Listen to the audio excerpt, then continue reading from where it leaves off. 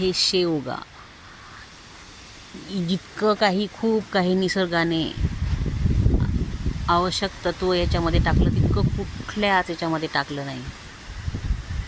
आणि बाहेर तिकडे आलेले आहेत माकडं, आणि या माकडांनाही माहीत आहे की हा पाला खावा, काय खावा काय नाही याचा विवेक माकडांनाही आहे. तर माकडं आले पानं खायला. याची भाजी करतो आम्ही, खूप चांगली होते भाजी. आणि कुणाला जर नाही आवडली चव तर मुठभर भाजी दुसऱ्या पालेभाजीमध्ये टाकली तर ओळखूसुद्धा येत नाही की याच्यामध्ये शेवग्याची पानं टाकली. आणि सगळ्या जीवजंतूंना शेवग्याच्या पानांचं महत्त्व माहीत आहे. म्हणूनच बघा